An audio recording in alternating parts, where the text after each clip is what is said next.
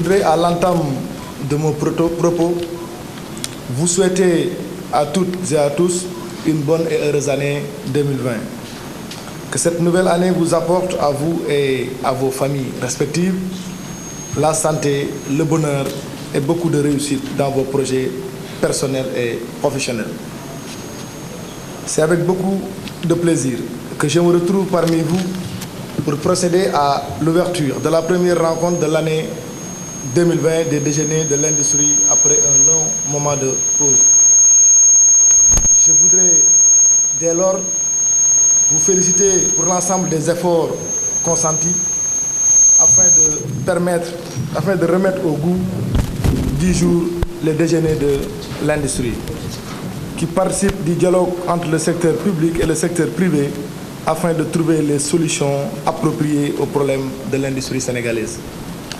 Je souhaite donc qu'ils s'inscrivent dans la régularité et mieux qu'ils s'harmonisent avec l'initiative portée par mon département à travers le comité consultatif sur le secteur de l'industrie que j'ai décidé de redynamiser. En effet, mon département a pu obtenir un concours financier de la Banque africaine de développement d'un montant de 70 000 € pour l'organisation de réunions trimestrielles du comité consultatif sur le secteur de l'industrie. Mesdames, Messieurs, le thème de cette première rencontre des déjeuners de l'industrie, intitulée « ZLECAf, opportunités et menaces pour les entreprises industrielles du Sénégal », revêt d'une importance capitale pour le futur de notre industrie nationale. En effet, l'objectif principal visé par la ZLECAf, dont l'accord devrait entrer en vigueur en 2020, est l'accélération du processus d'intégration économique de l'Afrique en vue de créer le marché commun continental. Plus spécifiquement, la ZLECAf a pour ambition, entre autres, la création d'un marché unique pour les biens et services et de la circulation des personnes afin d'approfondir l'intégration économique du continent africain conformément aux objectifs de l'agenda 2063, à savoir une Afrique pacifique et prospère, la création d'un marché libéralisé pour les marchandises, les services, la circulation des capitaux et les investissements, la création à un stade ultérieur d'une union douanière et d'un marché unique continental, la transformation structurelle des économies africaines et le renforcement de leur compétitivité. La promotion du développement industriel par la diversification et le développement des chaînes de valeur au niveau régional. À terme, l'Afrique deviendra ainsi la plus grande zone de libre-échange au monde avec un marché de 1,2 milliard de personnes pour un PIB de 2500 milliards de dollars.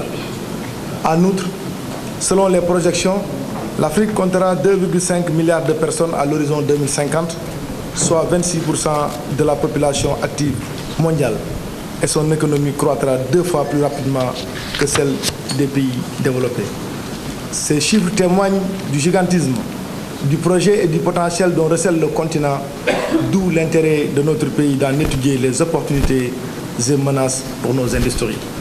Mesdames, Messieurs, globalement, notre industrie nationale, malgré les difficultés liées à son environnement fiscal, douanier et actuel, à son dispositif de protection face à la concurrence déloyale, à la fraude, à la contrefaçon, aux fausses déclarations, reste une dynamique de performance.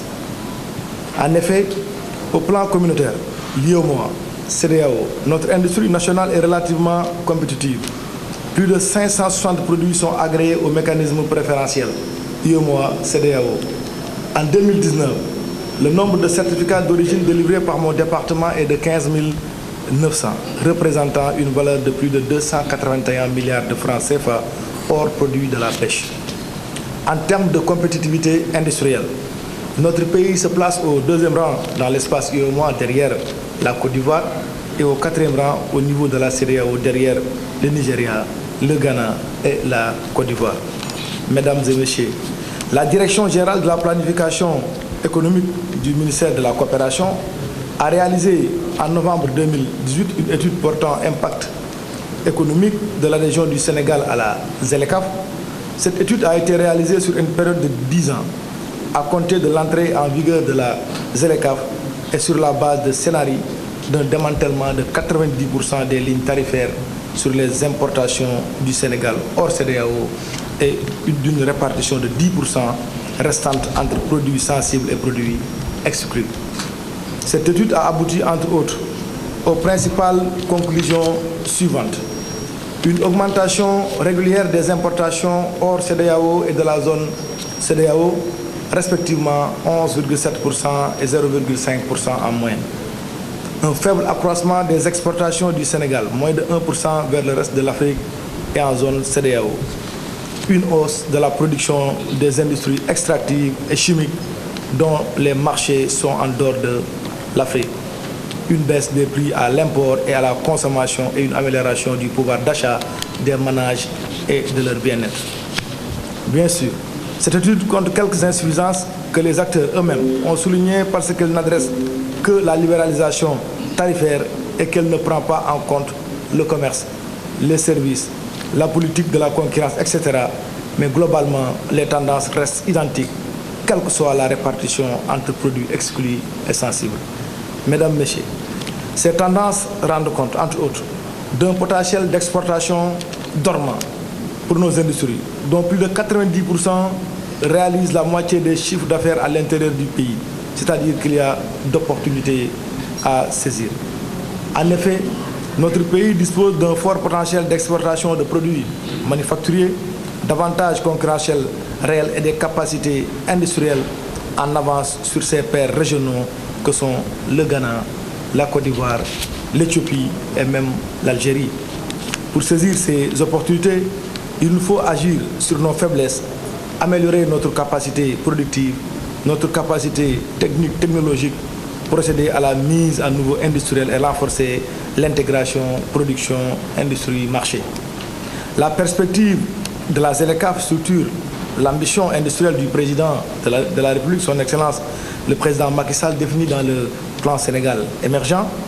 Cette ambition que le président appelle le renouveau industriel vise à capitaliser les atouts sous-exploités de notre pays, renforcer les activités de transformation des ressources dynamisées et valoriser les filières, ressources et compétences locales existantes. C'est faire en sorte que l'industrie soit le moteur de l'amélioration de la productivité et du rendement agricole et qu'elle valorise ses ressources. C'est dans cette voie que se trouve notre potentiel d'industrialisation. À ce sujet, mon département envisage de réaliser des études spécifiques pour anticiper sur le comportement de nos principaux produits d'exportation industrielle dans ce vaste marché de la ZLECAf et sur les demandes de ce marché sur lesquelles nous avons les compétences et les avantages. Mesdames et Messieurs, je ne saurais terminer mon propos sans remercier le président de l'UPIC et tous les membres et réaffirmer la disponibilité de mon département à porter avec toutes les parties prenantes les problèmes du secteur autour d'un dialogue inclusif. Sur ce, je déclare ouverte la première rencontre de l'année 2020 des déjeuners de l'industrie et vous remercie de votre aimable attention.